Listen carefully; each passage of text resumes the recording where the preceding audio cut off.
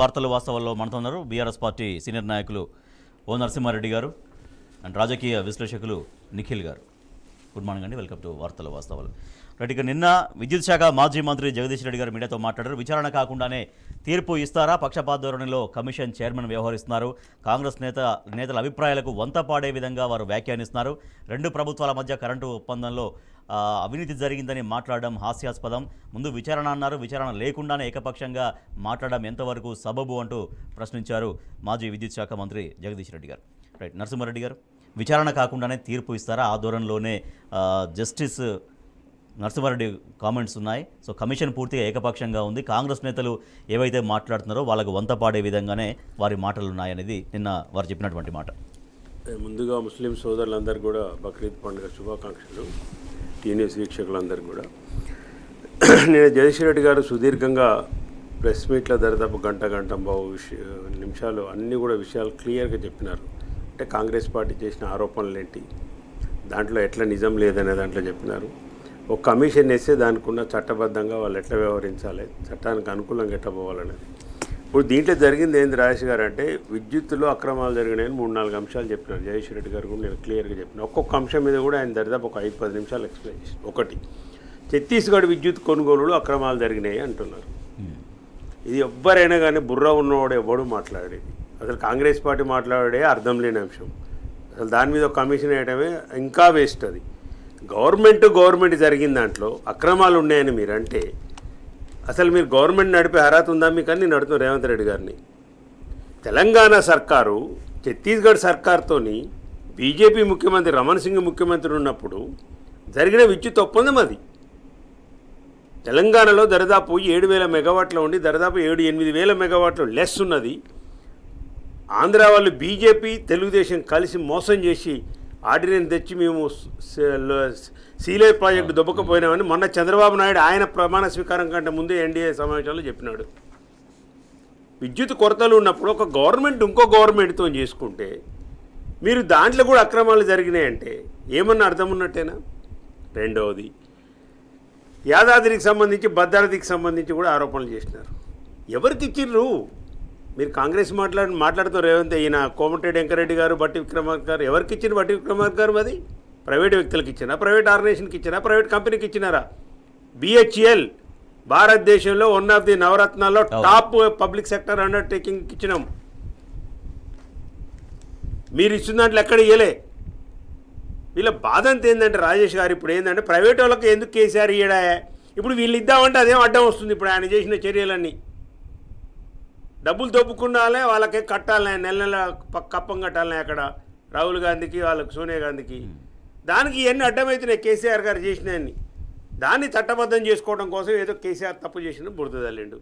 Sub critical, ఆ super critical గురించి నేను జగదీష్ రెడ్డి గారు చెప్పినారు. అసలు ఏముంటారని కనీస పరిమిత జ్ఞానం, మినిమం జ్ఞానం లేకుండా మాట్లాడుతున్నారు కాంగ్రెస్ మంత్రులు. మరి చదువుకొని అంతకుముందు చెప్పినట్టనే చేయాలి.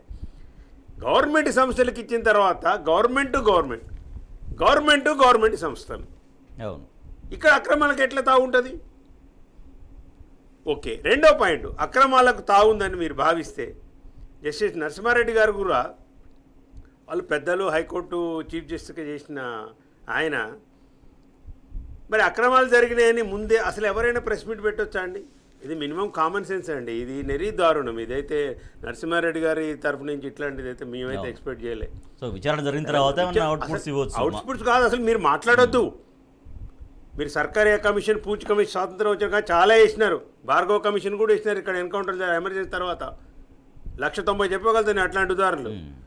ఏమైనా కానీ వాదనలు విని సీల్డ్ కవర్లో తీసుకుపోయి గవర్నమెంట్కి ఇవ్వాలి. అలా ఏముందో అసలు ఎవరికి తెలియదు, బహిరంగం చేయదు ఎట్టి పరిస్థితులు. ఇది కాబట్టి విచారణ జరిగిందని చెప్పొచ్చు. మరి ఈ మాత్రము నరసింహారెడ్డి గారికి తెలియదా? మరి ఎట్లా చేసినాడు, ఎట్లా పొరపాటు జరిగిందా, కావాలని కాంగ్రెస్ వాళ్ళు ఏమన్నా, బీజేపీ వాళ్ళు ఏమన్నా ఆయన మీద ఒత్తిడి తెచ్చి ఈ మాటలు మాట్లాడిపించిండ్రా అనే కోణంలో కూడా అలా ఆలోచించవలసి వస్తుంది విషయం.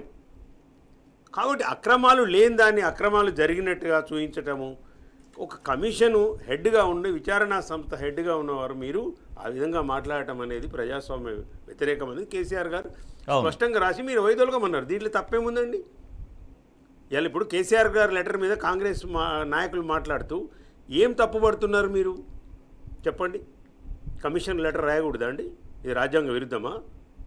ఇంతకుముందు చూపెట్టమంటారా మరి ఎన్ని కమిషన్ లెటర్ రాసి ఎన్ని కమిషన్లు క్యాన్సిల్ అయినాయి?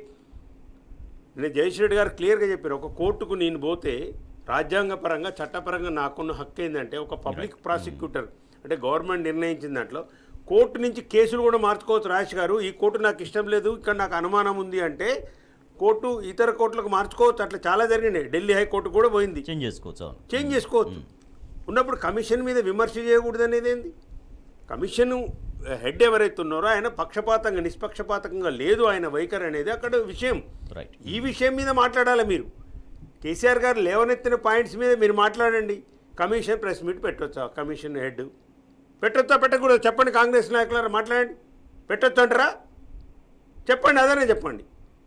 ఈ విషయం మాట్లాడుకుంటుంటేనే కేసీఆర్కు నమ్మకం లేదు అనే విషయం ఏదైతే ఉందో ఇవన్నీ ఏంటంటే కప్పిపుచ్చుకునే మాటలు. దురదృష్టకరం. నరసింహారెడ్డి గారు అంటే పెద్దలు అట్లా న్యాయ వ్యవస్థ మీద ఆయనకు పూర్తిగా గ్రిప్ ఉన్నాక కూడా ఈ విధంగా చేయటం అయితే ఏ పరిస్థితులు కూడా సమంజసం కాదు. రైట్. నిఖిల్ గారు, ఒక సుదీర్ఘమైనటువంటి లెటర్ రాశారు కేసీఆర్ గారు జస్టిస్ నరసింహారెడ్డి గారికి. సో మీ వ్యాఖ్యలంతా కూడా ఏకపక్షంగా ఉన్నాయి. ఇక మీ ముందుకు విచారణకు వచ్చినా కూడా పెద్దగా ఉపయోగం అనిపించట్లేదు. కాబట్టి మీరు చాలా గౌరవంగా స్వచ్ఛందంగా దాని నుంచి వైదొలగండి. డెఫినెట్గా తెలంగాణ రాష్ట్రం వచ్చిన దగ్గర నుంచి కరెంటు విషయంలో ఎటువంటి విజయాన్ని సాధించగలిగామనేది ఆ లేఖలో సుదీర్ఘంగా వారు వివరించారు. సో నిన్న జగదీష్ రెడ్డి గారు కూడా అదే రిపీట్ చేశారు. ప్రజల మదిలో ప్రజల ఆలోచనలో ఎట్లా ఉంది, నిజంగా వాస్తవం ఎట్లా జరిగింది, కరెంట్ అనేది ఎటువంటి పరిస్థితి నుంచి ఎటువంటి పరిస్థితికి వచ్చింది బీఆర్ఎస్ గవర్నమెంట్లో అనేటువంటి విషయాలు ప్రజల దృష్టిలో ఎట్లా ఉన్నాయి? ముందుగా నరసింహారెడ్డి గారికి నమస్కారం, పెద్దలకి. కరెంటు విషయానికి వస్తే ప్రస్తుతం ముఖ్యమంత్రి గారు ఎవరైతే కమిషన్ అపాయింట్ చేశారో ఇప్పుడు అదే ముఖ్యమంత్రి గారు గతంలో కేసీఆర్ గారు ముఖ్యమంత్రి అయిన తర్వాత తెలుగుదేశం పార్టీ నుండి లెజిస్లేటివ్ పార్టీ లీడర్గా ఉన్నారు. తను ఆ రోజు ఆన్ డయాస్ హౌస్లో అసెంబ్లీలో చెప్పింది ఏంటంటే, మా నాన్నగారు చనిపోతే కూడా కరెంట్ రాలేని పరిస్థితి ఉంటే లైన్మెన్లకు ఫోన్లు చేసి బతిమాలుకోవాల్సిన పరిస్థితి ఉండే, ఆ పరిస్థితి నుండి ఇప్పుడు తెలంగాణ వచ్చిన తర్వాత చాలా మెరుగైన పరిస్థితికి వచ్చినాం మనమని స్వయంగా ఇదే రేవంత్ రెడ్డి గారు అసెంబ్లీలో కేసీఆర్ గారిని పొగడడం జరిగింది ఆ కాలంలో. దాదాపు 7-8 ఏళ్ల కింద. అప్పుడున్న పరిస్థితి నుంచి కేసీఆర్ గారు తెలంగాణలో మీరు ఎక్కడికి పోయినా కూడా రాష్ట్రం రాకముందు 7-8 గంటల కంటే ఎక్కువ కరెంట్ ఇచ్చే పరిస్థితి లేకుండే. అక్కడి నుండి కరెంటు సిస్టమ్ మొత్తాన్ని స్ట్రీమ్లైన్ చేసి మనకు తెలంగాణ వచ్చినప్పుడు అలొకేషన్ అయింది 7,000 మెగావాట్ల చేంజ్ ఉంది. అక్కడి నుంచి వివిధ దశల్లో దాన్ని స్టెప్అప్ చేస్తూ కొత్త ప్లాంట్స్ అన్నీ బిల్డప్ చేస్తూ దాదాపుగా 20,000 మెగావాట్లకు తీసుకొచ్చారు. ఇప్పుడు అక్కడ నుంచి దాదాపు త్రిబుల్ అయిపోయింది. అక్కడ నుంచి చూస్తే మీరు తెలంగాణ వచ్చిన తర్వాత జరిగిన పరిస్థితుల్లో మొత్తం భారతదేశం మొత్తంలోనే Telangana is the only state supplying 24/7 power supply to all the sectors. భారతదేశంలోనే మిగతా ఏ రాష్ట్రం కూడా ఆ రకమైన పర్ఫార్మెన్స్ లేదు. ఈవెన్ నరేంద్ర మోడీ గారు, గౌరవ ప్రధానమంత్రి గారు ప్రాతినిధ్యం వహిస్తున్నటువంటి గుజరాత్కి కూడా ఆ పరిస్థితి లేదు. ఇదే విషయాన్ని మొన్న రేవంత్ రెడ్డి గారు ఛార్జ్ తీసుకున్న తర్వాత కూడా అసెంబ్లీలో శ్వేతపత్రంలో చాలా క్లియర్గా ఇదే ప్రభుత్వం చెప్పింది. ఆ 20,000 మెగావాట్లతో పాటు ఇంకొక 3-4 మెగావాట్లు యాదాద్రి కానివ్వండి, ఎన్టీపీసీ 4-5 నెలల క్రితం 800 మెగావాట్లు మన మోడీ గారు జాతికి అంకితం ఇచ్చారు. ఇవన్నీ కలుపుకుంటే దాదాపు 25,000 మెగావాట్ల వరకు పోయే పరిస్థితి ఉంది. ఇక కమిషన్ విషయానికి వస్తే ఎలక్ట్రిసిటీ విషయంలో ఈఆర్సీ అని ఒక ప్రక్రియ ఒక సిస్టమ్ ఉంటుంది, ఎలక్ట్రిసిటీ రెగ్యులేటరీ కమిషన్ అని. ఆ కమిషన్కు స్వయం నిర్ణయాధికారం ఉంటుంది.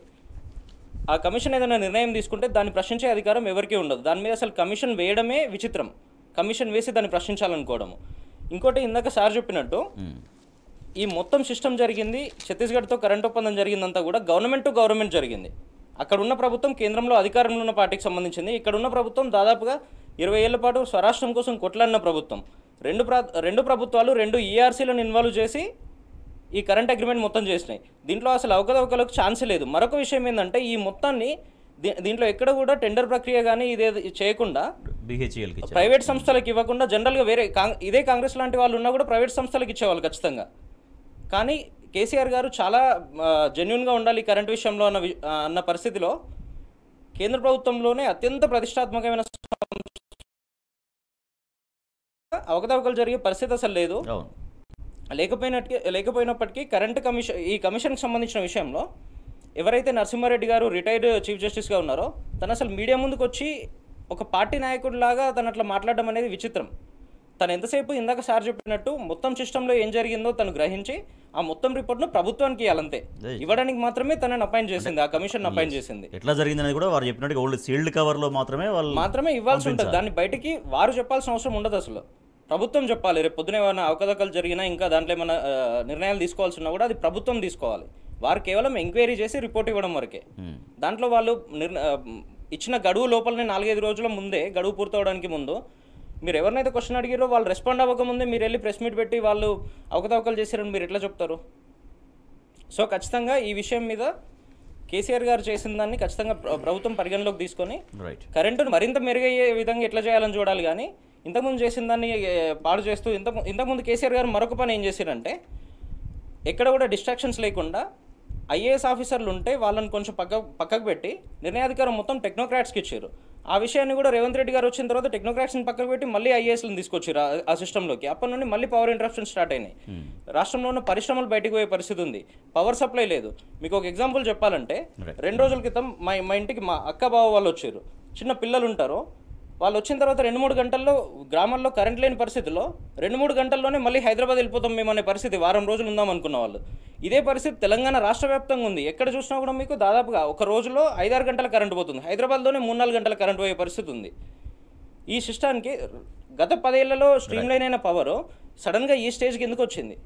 ఇదంతా ప్రభుత్వ వైఫల్యం కాదా? దాన్ని క్వశ్చన్ చేస్తూ ఉంటే ఈ కమిషన్లు వేసి ఆ మొత్తం విషయాన్ని సైడ్ ట్రాక్ చేయాలనే ప్లాన్ చేస్తూ ఉన్నారు. Right, okay. నరసింహారెడ్డి గారు, రాష్ట్రం ఒప్పందాన్ని అట్లా కదండి, కాంగ్రెస్ పార్టీ వాళ్ళు ఒకటి క్లియర్గా చెప్పారు. మీరు ఒప్పందాన్ని ప్రశ్నిస్తున్నారా, దీంట్లో అవినీతి జరిగిందంటారు? ఏంది మీ ప్రశ్న ఏంది? ఇంతకు అవినీతి జరిగిందనేది వాళ్ళు చెప్తున్నారు. ఓకే, అది స్పష్టంగా ఉండాలి. ఇప్పుడు కరెంట్ ఇచ్చిండ్రు, ఓకే, కేసీఆర్ గారు కరెంట్ ఇచ్చిందైతే మీరు ఒప్పుకుంటారు కదా. 24 గంటలు కరెంట్ ఇచ్చిన మాట వాస్తవం కదా, కొన్న మాట వాస్తవం కదా. ఎన్ని పైసలు పోయినా పర్వాలేదు, రైతులకు 1 ఎకరం కూడా ఎండొద్దు అనేది వాస్తవం కదా. ఇంతకుముందు క్రాప్ హాలిడేస్ ఉన్నాయి వాస్తవం కదా. ఇండస్ట్రియలిస్టులు ధర్నా చేసింది వాస్తవం కదా. ఇప్పుడు లేవు కదా అవి. ఫస్ట్ అది ఒప్పుకోండి మీరు. కేసీఆర్ గారు కడుపు నిండా తెలంగాణ ప్రజలకు, అన్ని వర్గాలకు, ఇండస్ట్రియలిస్ట్కు, రైతులకు, గృహ అవసరాలకు, వాణిజ్య అవసరాలకు అన్నిటికీ 24 గంటలు కరెంట్ ఇచ్చినాడు. ఇది ఫస్ట్ ఎస్టాబ్లిష్ చేయండి. మీరు మాట్లాడేటప్పుడు ఇది చెప్పండి. తప్పిన తర్వాత అవినీతికి సంబంధించి నేను చెప్పినాను. మరి ఇప్పుడున్న రేవంత్ రెడ్డి గారి ప్రభుత్వం కానీ, గతంలో ఉన్న ఇప్పుడు మోడీ గారి ప్రభుత్వం కానీ, చాలా ప్రభుత్వాలు గవర్నమెంట్ ఒప్పందాలు చేసుకుంటాయి. ఒప్పందాలు చేసుకుంటే అలా అవినీతి జరిగినట్టయినా ఓకే, జరిగిందని మీరు భావిస్తే ఒక నిష్పక్షపాతమైన ఎంక్వైరీ జరగాలి. జ్యుడిషియల్ ఎంక్వైరీ అయినా, డిపార్ట్మెంటల్ ఎంక్వైరీ అయినా, ఇంకో ఎంక్వైరీ అయినా, ఏదైనా కానివ్వండి. అది ఆహ్వానించిన కేసీఆర్ గారి ప్రభుత్వం ఆహ్వానించిన జగదీష్ రెడ్డి గారు కూడా అసెంబ్లీలో చెప్పినారు. కానీ ఈ ఏదైతే మీరు నియమించిన కమిషన్ ఒక ఉద్దేశపూర్వకంగా, నిష్పక్షపాతికంగా ఈ ఎంక్వైరీ జరుగుద్దనే నమ్మకాన్ని వమ్ము చేసే విధంగా వారు ప్రవర్తించినప్పుడు 11వ తారీఖు వరకు బాగానే ఉంది వాతావరణం. 11వ తారీఖు నాడు వారు జస్టిస్ నరసింహారెడ్డి గారు ప్రెస్ మీట్ పెట్టి ఆల్రెడీ ప్రభుత్వం ఏదో తప్పు చేసిందన్నట్టుగా, అసలు నీకు సమాచారమే రాలేదు, నువ్వు సమాచారమే సేకరించలేదు. ఇంకా 30వ తారీఖు ఇస్తావా, 25వ తారీఖు ఇస్తావా అనే తర్వాత సంగతి. మీరు కానీ ప్రెస్ మీట్ పెట్టి మీరు మాట్లాడటము, దీని మీద కాంగ్రెస్ నాయకులు మాట్లాడాలి. దయచేసి మీరు ఏం మాట్లాడుతున్నారో స్పష్టంగా చెప్పండి. కమిషన్ హెడ్, విచారణ హెడ్ ఎవరైతున్నారో ఆ విచారణాధికారి విచారణ పూర్తి కాకముందే, గవర్నమెంట్కు రిపోర్ట్ సబ్మిట్ చేయకముందే, అసలు సబ్మిట్ చేసినాక కూడా మాట్లాడొద్దు. కానీ గవర్నమెంట్కి రిపోర్ట్ ఇంకా సబ్మిటే చేయలేదు, విచారణ కంప్లీటే కాలేదు, అసంపూర్తిగానే ఉంది విచారణ ఇంకా. అయినా ప్రెస్ మీట్ పెట్టి విషయాలను వెల్లడించవచ్చా? విషయాలు కూడా వెల్లడించలే, దరిదాపు నిర్ణయాన్ని వెల్లడించినట్టుగా వారి యొక్క ప్రెస్ మీటు దారితీసింది. ఇది మాకు అభ్యంతరకరం అని చెప్పినాము కేసీఆర్ గారు. సో దాని అభ్యంతరం చెప్పినందుకే ఇంకా కేసీఆర్ గారి పైన కేసు పెట్టాలని కాంగ్రెస్ పార్టీ వాళ్ళు మాట్లాడుతున్నారు. పెట్టండి, కేసులు పెడతారేమో, అది వేరే అంశం. ఎట్లాగా అక్రమ కేసులు ఇప్పుడు పెడతానే ఉన్నారో అవి కూడా ఎదుర్కొనడానికి దాంట్లో ఉన్నదేముంది ఎదుర్కొనేది. కానీ ఇవాళ ఒక పేపర్లో ఒక వార్త వచ్చింది, కేసీఆర్ లేఖపై నిపుణులతో చర్చిస్తాను నరసింహారెడ్డి, జస్టిస్ నరసింహారెడ్డి గారు. ఇప్పుడు కాదు మీరు చర్చించవలసింది, లేఖ మీద కాదు. ఈ మాత్రం తెలిసిన వారు మీరు ప్రెస్ మీట్ పెట్టకూడదనే చిన్న అంశం మీకు తెలియదంటే నేనైతే నమ్మను. ఇంత న్యాయ వ్యవస్థ 2 అంశాలలో నరసింహారెడ్డి గారిని వైఖరిని అనుమానించవలసి వస్తుంది. ఒకటి, ఈఆర్సీ ఒప్పందాలు జరిగిన తర్వాత దాని మీద కమిషన్ ప్రభావం ఉండదు, శాంటిటీ లేదు.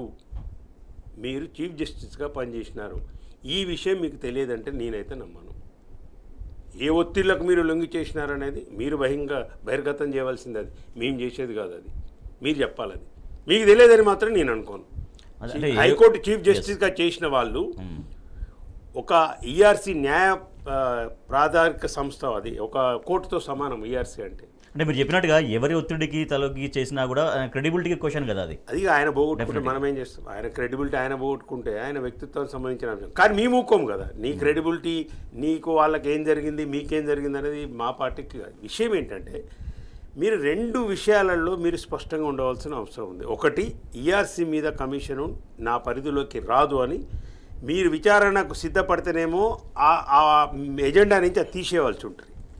ఆ విచారించే అంశాలలో ఆ ఎజెండాలో ఈఆర్సీ అంశాలు పక్కనన్న పెట్టాలి. 2, ఇది ఉంది కాబట్టి నేను ఈ విచారణకు నేను రాను, హెడ్గా విచారణ అధికారిగా నేను ఉండనని చెప్పవలసి ఉంటుంది. 2వ అంశము, మీరు విచారణ కంప్లీట్ కాకముందే అసంపూర్తిగా ఉన్న విచారణ మీద మీరు ఒక ప్రెస్ మీట్ పెట్టి నిర్ణయాన్ని వెల్లడించడం అనేది పూర్తిగా రాజ్యాంగ విరుద్ధం, పూర్తిగా అప్రజాస్వామికం కూడా. 2వ అంశము, ఇవాళ మీరు మాట్లాడే దాంట్లో ఏవైతే అవినీతి అక్రమాలు అంటున్నారో ఇంతకుముందు చెప్పినట్టుగా ఎక్కడ జరిగిందో మీకు చెప్పడం లేదు. కాంగ్రెస్ పార్టీ అసెంబ్లీలో కూడా అడిగినారు జగదీశ్వర్ రెడ్డి గారు, వాళ్ళకి ఏం స్పష్టత లేదు. అన్నిటి మీద అంటే కేసీఆర్ మీద ఒత్తిడి తేవాలి, ఏదో కేసీఆర్ తెలంగాణ రాష్ట్రానికి అన్యాయం చేసినాడు అనే దీని నేపథ్యం మీరు గమనిస్తారు. రాజేష్ గారు, కేసీఆర్ ఆనవాళ్ళు తూట్ చేస్తా అని ముఖ్యమంత్రి గారు అంటారు, ఇప్పుడున్న ముఖ్యమంత్రి గారు ఏమి ఉంచమంటాడు, చిహ్నాలు మార్చడానికి ప్రయత్నం చేసినారు. ఇప్పుడు అనవసరంగా దుబారాగా 4,637 కోట్లు నీ యొక్క ఈగో సాటిస్ఫాక్షన్కి చేసిన టీఎస్ నుంచి తిరిగి చేసింది. నీకు రైతు బంధు ఏమంటే డబ్బులు లేవంటావు, కానీ 4,000 కోట్లు నువ్వు ఎందుకు వేస్ట్ చేసినావు చెప్పండి. ఇదా మీరు చేసే పరిపాలన అంటే? ప్రజా పరిపాలన జరుగుతలే, ప్రతీకార పరిపాలన జరుగుతుంది. తెలంగాణ రాష్ట్ర సాధకుడు కేసీఆర్ గారు, తెలంగాణ తొలి ముఖ్యమంత్రి, 10 సంవత్సరాలలో నువ్వు ఏ క్రైటీరియా చెప్తావు చెప్పు. పర్ క్యాపిటల్ ఇన్కమ్ చెప్పు, 3,17,000, number 1 India. Power utilization minimum power యూటిలైజేషన్లో చెప్పు, ఇవాళ 2,196 యూనిట్లు ఇవాళ పర్ హెడ్, నెంబర్ 1 అవార్డులు ఇచ్చింది కేంద్ర ప్రభుత్వం కాదా అండి? జిఎస్డిపి చెప్పు, 13.5 లక్షల కోట్ల జిఎస్డిపి, 5 లక్షల కోట్ల నుంచి. వ్యవసాయ ఉత్పత్తులు చెప్పు, 3 కోట్ల వరిధాన్యం పండించినాం ఒక ఇయర్లో. ఏం చెప్తావు నువ్వు చెప్పు. ఎస్ నిఖిల్ గారు, విద్యుత్ విషయంలో విచారణ లేకపోతే దాంట్లో డీప్గా ఇంకా విచారణ జరిగిన తర్వాత దానికంటే కూడా ముఖ్యంగా ప్రజలు విద్యుత్ అనేది 24 అవర్స్ అనుభవించినటువంటి అన్ని రంగాల ప్రజలు విద్యుత్ విషయంలో ఎటువంటి సంతృప్తిగా ఉన్నారు గత 10 సంవత్సరాల నుంచి? గత 10 సంవత్సరాల్లో ఎక్కడ కూడా ఇబ్బంది లేకుండా ఉండే. వాస్తవం తెలంగాణ వచ్చే సమయానికి సార్ చెప్పినట్టు దాదాపుగా 12,1300 పర్ క్యాపిటా ఉంటుండే, ఇది మిలియన్ యూనిట్స్ వాడేది. అది దాదాపుగా డబల్ అయ్యి 2,700 2,800 వరకు వెళ్ళిపోయింది. తెలంగాణలో దాదాపుగా 1,16,00,000 కనెక్షన్స్ ఉంటాయి, అది దాదాపుగా 2,80,85,00,000 ఇది కనెక్షన్స్ వరకు వెళ్ళిపోయింది. ఇప్పుడు నేను చెప్తున్న ఈ లెక్కలన్నీ కూడా కేసీఆర్ ప్రభుత్వం చెప్పినవి కాదు, రేవంత్ రెడ్డి గారి ప్రభుత్వం వచ్చిన తర్వాత అసెంబ్లీలో ఇచ్చిన వైట్ పేపర్ ఇది. రైతులు కానీ, ఇండస్ట్రీలు కానీ, మన దగ్గరకు వచ్చే ఇన్వెస్టర్లు కానీ, వీళ్ళంతా కూడా చాలా హ్యాపీగా మన దగ్గర ప్రాపర్ పవర్ ఉంది, క్వాలిటీ పవర్ ఉంది అని మాత్రమే వాళ్ళంతా వచ్చి లక్షలాది కోట్ల పెట్టుబడులు వచ్చినాయి మన రాష్ట్రానికి. ఈరోజు ఆ పెట్టుబడులన్నీ కూడా మళ్ళీ వాపసు పోయే పరిస్థితి కేవలం ఈ కారణంగానే వస్తుంది. నీట్ పరీక్షకు సంబంధించి 2 చోట్ల అక్రమాలు వెలుగు చూశాయనేది స్వయంగా కేంద్ర విద్యాశాఖ మంత్రి ధర్మేంద్ర ప్రధాన్ అంగీకరించారు. అయితే విద్యార్థులు వారి పేరెంట్స్ ఎవరు ఆందోళన చెందాల్సిన పని లేదు, ఖచ్చితంగా దీనిపైన సమగ్రంగా విచారణ జరిపి విద్యార్థులకు న్యాయం చేస్తామని ఆయన చెప్తున్నారు. అయితే కేంద్రానికి బీఆర్ఎస్ వర్కింగ్ ప్రెసిడెంట్ కేటీఆర్ గారు కూడా బహిరంగ లేఖ రాశారు. పరీక్షపై చర్చ నిర్వహించేటువంటి ప్రధానమంత్రి వెంటనే నీటిపై స్పందించాలి, నీటిపై ఎందుకు మాట్లాడట్లేరు, ఎందుకు మౌనంగా ఉన్నారు, కేంద్రం నిర్లక్ష్య వైఖరిని వీడాలి, సమగ్ర విచారణ జరిపించాలనేది బహిరంగ లేఖలో కేటీఆర్ గారు డిమాండ్ చేశారు. ఎస్ నరసింహారెడ్డి గారు, కేంద్రం విద్యార్థులకు అన్యాయం జరగకుండా సమగ్ర విచారణ ఎట్లా జరిపించాల్సిన అవసరం ఉంది, నీటిపైన విద్యా వ్యవస్థ పైన దేశవ్యాప్తంగా ఒక నమ్మకం పెంచే విధంగా ఆ విచారణ ఎట్లా ఉండాలి? మోడీ గారి దగ్గర నుంచి మనం ఇంతకంటే ఎక్స్పెక్ట్ చేయడం లేదు. కేటీఆర్ గారు రాసింది కరెక్టు.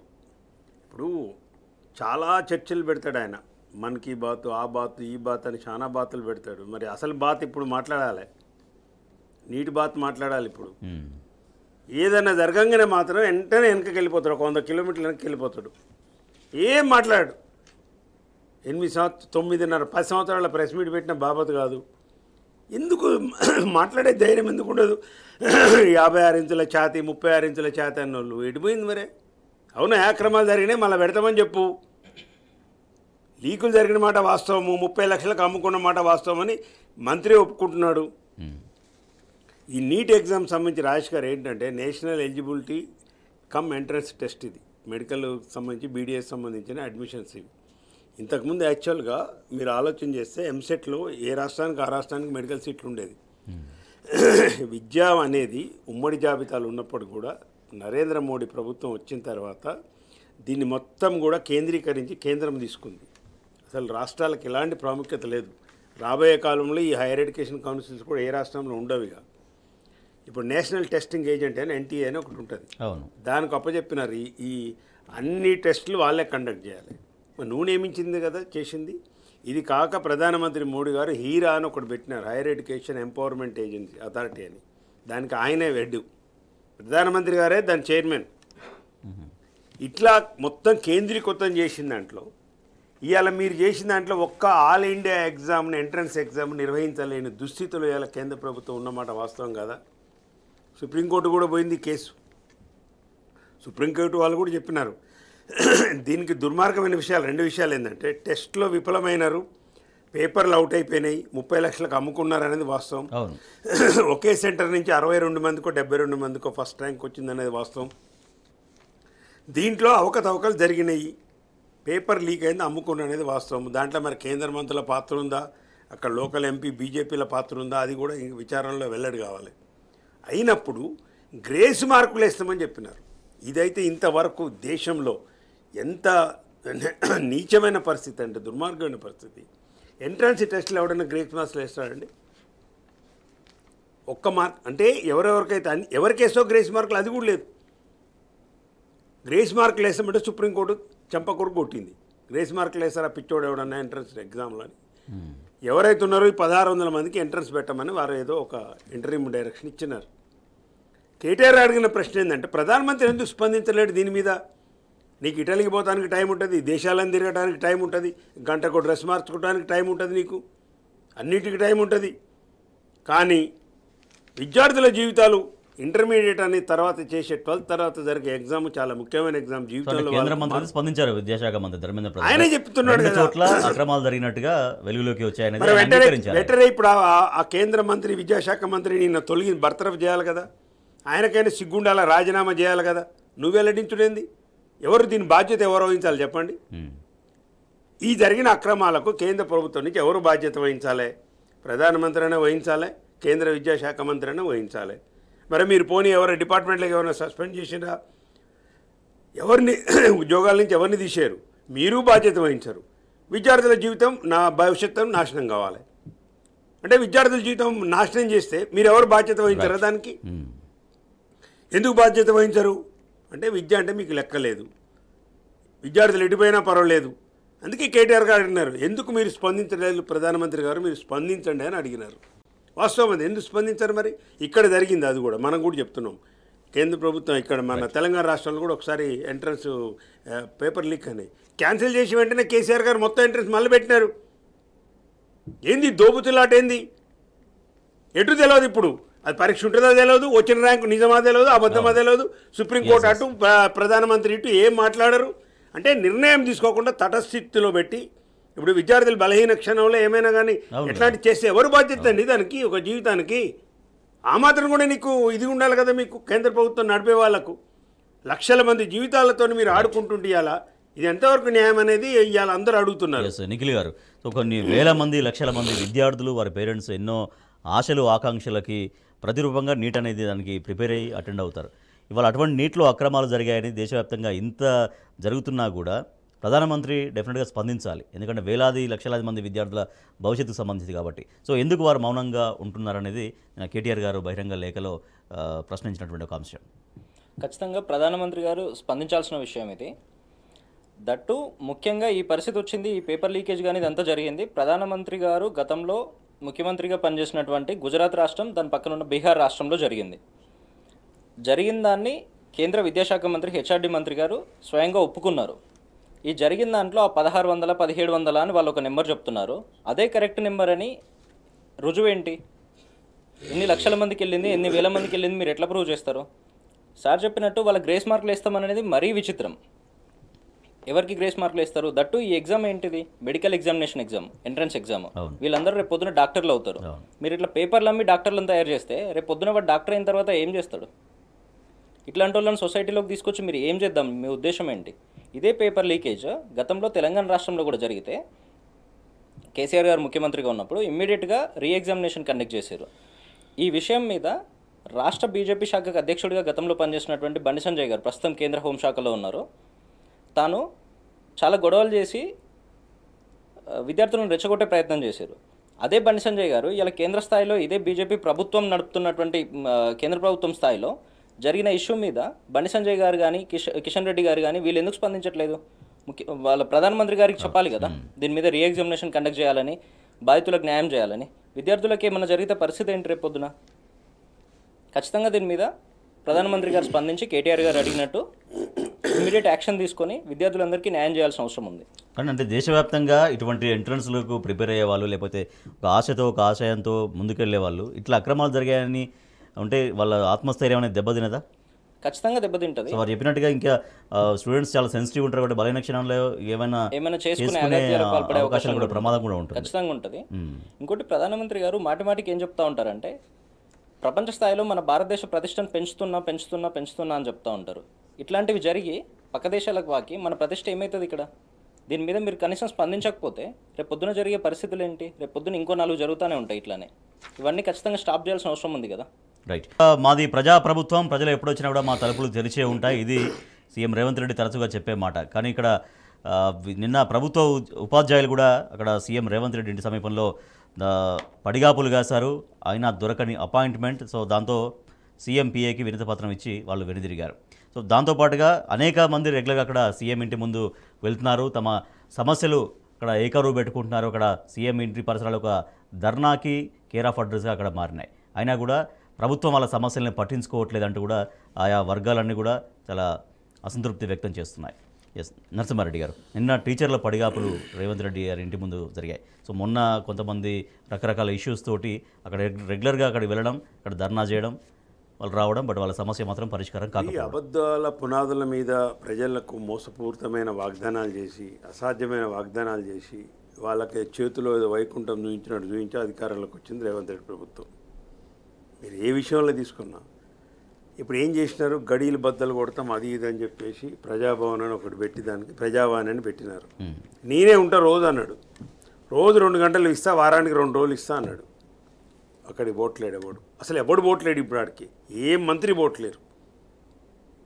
అక్కడికి వచ్చిన ప్రజలను పట్టించుకునే నాదుడు లేడు. ఒక నోడల్ ఆఫీసర్ అని ఒక ఐఏఎస్ ఆఫీసర్ నాడు పడేసి, అంతకుముందు దానికి ఇచ్చిన ప్రచారము టన్నుల ప్రచారం ఇచ్చినది. 2 రోజులైతే కిలోమీటర్ల ముఖ్యమంత్రి కలుస్తలేడు, కేసీఆర్ ఎవరు కలుస్తలేడని 2 రోజులు కథం 2 డమడమా అనిపించి భాగవతం కథం అయిపోయింది. ఇప్పుడు శ్వేతపత్రం ఏంటంటే నీకు అలవాటు కాదు రేవంత్ రెడ్డి గారు. ఇంతవరకు నువ్వు ప్రభుత్వానికి వచ్చే డిసెంబర్ 7 నుంచి ఇవాళటి వరకు 17వ తారీఖు వరకు ఎన్ని ప్రజావాణిలో ఎన్ని కంప్లైంట్స్ వచ్చినాయి, ఎన్ని ఫిర్యాదులు వచ్చినాయి, ఎన్ని మీరు పరిష్కారం చేసినారో చెప్పండి. చెప్పే దమ్ముందా మీకు? చెప్పండి. ఇప్పుడు ఒక శ్వేతపత్రం ఇవ్వండి. 1 నిమిషపరిగా ప్రభుత్వం మీదే కదా. అన్ని బూటకాలు పెట్టి నాటకాలు పెట్టి చేసేది లేదు, ఏం చేసేది లేదు. మరి ఇదే ప్రజాప్రభుత్వం అయితే ప్రజావాణిల పరిష్కారం అవుతుంటే సమస్యలు, నువ్వు ఇచ్చిన అప్లికేషన్లు ఫిర్యాదులు వెంటనే పరిష్కారం అయితే అసలు నీ ఇంటికి టీచర్లు ఎందుకు పోవాల్సి వస్తుంది? బేసిక్ ఆ టీచర్లు అక్కడ అసలు ఎందుకు పోవాలి సీఎం రేవంత్ రెడ్డి ఇంటికి? పరిష్కారం కాక ఇక్కడ ఎవడు బతికించుకోకపోతేనే కదా నీ దగ్గరికి వచ్చింది. ఎవరైనా రావచ్చు, 24 గంటలు నా తలుపులు తెరిచున్నాయి. నీ తలుపులు మూసినాయిగా. మరి అలా టీచర్లు వచ్చి గంటలు పడిగాపులు బట్టి నువ్వు కలవకపోతే, నువ్వు అపాయింట్మెంట్ ఇవ్వకపోతే నీ పిఏకి ఇచ్చి పిఎస్కి ఇచ్చి వెళ్ళిపోయిన వాళ్ళు. కింద కూడా ఒక స్టేట్మెంట్ వచ్చింది, ఎన్జిఓల స్టేట్మెంట్ వచ్చింది, అలా టీఎన్జిఓలది. దీనికి ఏం సమాధానం చెప్తారండి మీరు? 4 డిఏలు పెండింగ్ ఉంటాయా రాష్ట్ర ప్రభుత్వం చెల్లించవలసినవి? దాంట్లో 3 డిఏలు రాష్ట్ర ప్రభుత్వాన్ని, 1 డిఏ దుర్మార్గంగా కేంద్ర ప్రభుత్వం ఇచ్చిన డిఏని కూడా రాష్ట్ర ప్రభుత్వం వాడుకొని అవి కూడా రిలీజ్ చేయలేదు. 4వ డిఏ కేంద్ర ప్రభుత్వం ఇచ్చింది, అది కూడా మీరే వాడుకు దొబ్బుతుంది. ఇది ప్రజాప్రభుత్వం, ప్రజా పరిపాలన, పారదర్శక పరిపాలన అంటారు. దీనికి కొంతమంది సూడో మేధావులు, ప్రొఫెసర్లు అనుకున్న వల్ల మద్దతు, డబ్బా కొట్టుడు, ఎమ్మెల్సీ పదవుల కోసము, చిన్న పదవుల కోసము. సిగ్గుండాలి మీకు. బహిరంగంగా చెప్తున్నాను, సిగ్గుపడాలి మీరు. చాలామంది మాట్లాడుతున్నారు మీ ప్రొఫెసర్లమని. రేవంత్ రెడ్డి ప్రభుత్వం ప్రజాస్వామికంగా జరుగుతుందంటే జవాబు చెప్పు మరి దీనికి. నువ్వు మాట్లాడి ఇప్పుడు దీని మీద మీరు మాట్లాడాలి. ధర్నాలు చేస్తే ప్రభుత్వాలు ఎన్ని మంది ధర్నాలు చేసుకుని రైతులు ఆత్మహత్యలు చేసుకుంటున్నారు? మీ ప్రజాప్రభుత్వంలో రైతులు ఎందుకు ఆత్మహత్య చేసుకుంటున్నారు? కరెంట్ ఎందుకు ఇవ్వలేకపోతున్నారు? రైతు రుణమాఫీ అని ఆగస్టు 15 దాకా పెట్టారు. ఆల్రెడీ ఇప్పుడు దాని మీద అన్ని లుకలుకలు ఆల్రెడీ వచ్చేసినాయి. లీకులు వదులుతుండ్రు. ఏం వదులుతుండ్రు? మొత్తం ఇయ్యము. వాడి కిసాన్ సమ్మాన్ కేంద్ర ప్రభుత్వం పిఎం సమ్మాన్ యోజన ఇచ్చినట్టు మేము కూడా ఇస్తాము. ఏమి ఇస్తావు? పిఎం సమ్మాన్ యోజన 33 లక్షల మంది, కేసీఆర్ గారు ఇచ్చింది 70 లక్షల మందికి ఇచ్చినాడు. నువ్వు 33 లక్షలు అంటున్నావు. ఇది చెప్పినవారు ఎన్నికలప్పుడు. బోనస్ ఇస్తా వరికి 500 అన్నావు. ఇప్పుడు సన్నోట్లకే ఇస్తా, సన్నాలకే ఇస్తా, దొడ్డోళ్ళకి ఇయ్యని అంటున్నావు. రాసినవా మేనిఫెస్టోలో సన్నోట్లు దొడ్డోళ్ళకి ఇయ్యనని? ఇది మోసం కదా, మోసం చేసి గెలిచినట్టు కదా. 2500 ఇస్తానని చెప్పిన మహాలక్ష్మి స్కీమ్ కింద మహిళలకు 18 సంవత్సరాలు దాటిన ప్రతి మహిళకు 2500 ఇస్తా అన్నావు. ఈ రాష్ట్రంలో 3,20,00,000 మంది ఉన్నారు 18 సంవత్సరాలు ఓటర్లు. 50% మహిళలు ఉన్నారు. 1,60,60,00,000 మంది ఉన్నారు. ఓ 50 లక్షల మంది ఎలిజిబిలిటీ తీసేయి. మిగతా 70 లక్షల మంది కానీ నువ్వు ఇవ్వాలి కదా మహిళలకు. ఎందుకు ఇవ్వట్లేవు? నిరుద్యోగ భృతి వెంటనే సంతకం పెడతా అన్నావు. 4,000. 27 లక్షల మంది, 27.5 లక్షల మంది టీఎస్పీఎస్సీతో రిజిస్టర్ అయిన నిరుద్యోగులు ఉన్నారు. ఎక్కడైనా ఒక్క వ్యక్తికైనా ఒక 10%, 20% ఈ 4,000 ఇచ్చినావు ఈ 6 నెలల నుంచి? లేదు. 5 లక్షల క్రెడిట్ కార్డు ఇస్తా అన్నావు. ఎక్కడిచ్చినావు? మెగా డిఎస్సి 25,000 అన్నావు. ఆల్రెడీ కేసీఆర్ గారి ప్రభుత్వం 5,600 ఇస్తే టీచర్ పోస్టులకు నోటిఫికేషన్ ఇస్తే కోడ్ వచ్చి ఆగిపోతే దానికి ఒక 5,000 కలిపి 11,000కు ఇచ్చినావు. ఇది మెగా డిఎస్సి అయిద్దా? నియామక పత్రాలు ఇచ్చిన వాళ్ళకి ఇంతవరకు అపాయింట్మెంట్ ఆర్డర్ రాలేదు. ఏది ట్రైబ్ దాంట్లో గురుకులాల్లో పోస్టులు ఇచ్చి కోడ్ వచ్చిందని ఆపి కోడ్ పోయి 20 రోజులు అవుతుంది. ఇప్పుడు ఎన్నికలు వాళ్ళు కూడా అక్కడ ధర్నా చేశారు వెళ్ళి. అదే చెప్తున్నా. అంటే ఇందాక మీరు ప్రజావాణి గురించి మాట్లాడారు. ప్రజావాణి అనేది ప్రజా సమస్యల పరిష్కారం కోసం చాలా పారదర్శకంగా ఉంటాం, అందుబాటులో ఉంటామని అది బిగినింగ్ లో ఉన్నటువంటి ముఖ్యమంత్రి గారు కలిసారు, తర్వాత మంత్రులు కలిసారు, తర్వాత ఇప్పుడు ఆఫీసర్లు కలుస్తున్నట్టున్నారు. ఇప్పుడు అది కూడా కూడా తెలియదు. అన్ని డ్రామాలు, టోటల్ డ్రామాలు. తెలంగాణ ప్రజలు దయచేసి అర్థం చేసుకోవాలి.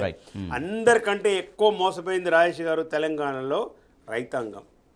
రైతాంగంని మోసం చేసినంతగా రేవంత్ రెడ్డి ప్రభుత్వం 2 లక్షల రుణమాఫీ లేదు, బోనస్కు లేదు. రైతు భరోసా చాలా ఇంపార్టెంట్. రైతు భరోసా అనేది రైతులకు 15,000, 7,500 కారుకి ఇస్తానన్నాడు 15,000, కౌలు రైతులకు 15,000, వ్యవసాయ కూలీలకు 12,000. 70 లక్షల మంది రైతులు, కౌలు రైతులు 20-25 లక్షల మంది, వ్యవసాయ కూలీలో 18 లక్షల మంది. దీని గురించి మాట్లాడు. కేసీఆర్ ఇచ్చిన రైతు బంధు 10,000 వేయడానికే నువ్వు తాయి అవుతున్నావు. ఇప్పటివరకు మొత్తం ఇంకా 70 లక్షల మంది పడలే ఇంతవరకు. రైతు రుణమాఫీ మాటే లేదు. ఆల్రెడీ నిన్న పేపర్లో వచ్చింది, అందరు వచ్చిండ్రు. ఇలా దాని మీద తుమ్మల నాగేశ్వరరావు గారు కూడా స్పందించారు.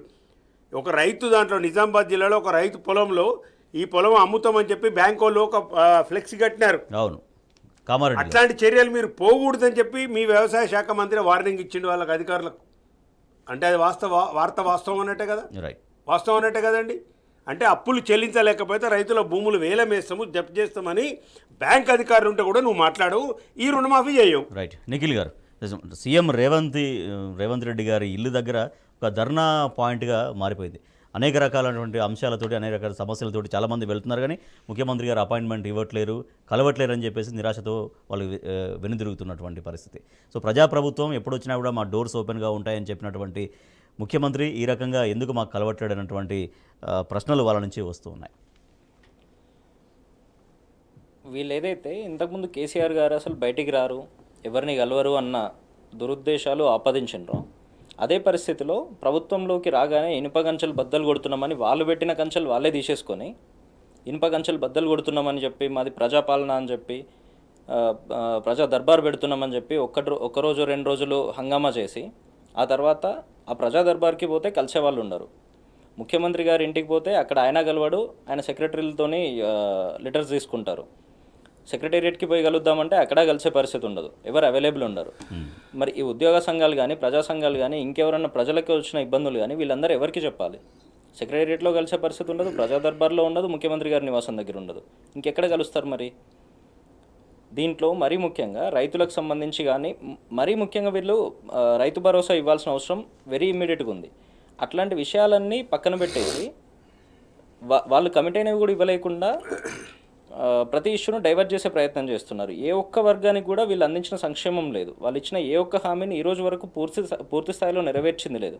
కరెంట్లో ఫెయిల్, వాటర్లో ఫెయిల్. అదంటే వారు చెప్పారు ఇందాక రైతు భరోసాకు డబ్బులు లేవు, కానీ టీఎస్ నుంచి టీజీకి మాట్లాడడానికి దాదాపు 4,000కు పైగా కోట్లు ఖర్చు పెట్టారు.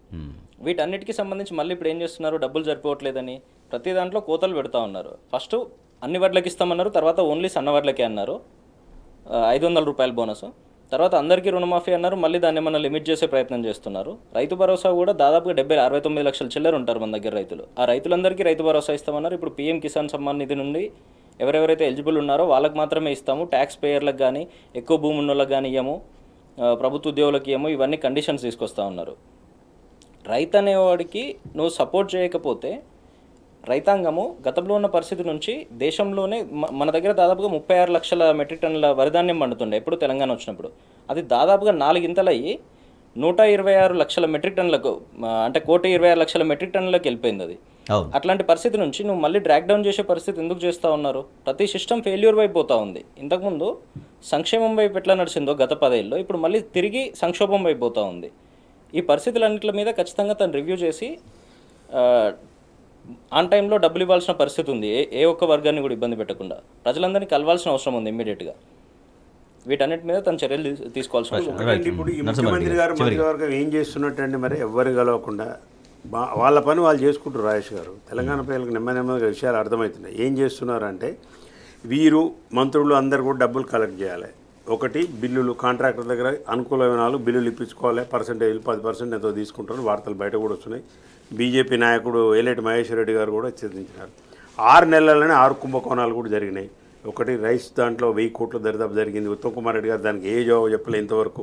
ఎందుకు ఎక్కువ రేటు కొన్నామంటే దాని మీద జవాబు లేదు. ధాన్యం కొనుగోలులో, బియ్యం కొనుగోళ్లలో ఇది జరిగినాయి. తర్వాత మిగతా జరిగిన దాంట్లో కూడా వ్యవసాయంలో జరిగిన మిగతా అన్నిటిలో జరిగిన కుంభకోణాలు అన్నీ కూడా మనది. మద్యంలో ఇప్పుడు మద్యంలో ఏం జరిగింది, సోమ్ ఇండస్ట్రీస్కి ఎందుకు ఇస్తున్నారు అని చెప్పి సోమ్తో పాటు 5 డిస్టిలరీస్కి పర్మిషన్ ఇచ్చినారు. మొన్న రద్దు చేసినామని ముఖ్యమంత్రి గారు ప్రకటించారు. బీఆర్ఎస్ అటాక్ పెడితే ఎందుకు ఇస్తున్నారంటే మేము ఇవ్వలేదని అన్నాడు జూపల్లి కృష్ణారావు.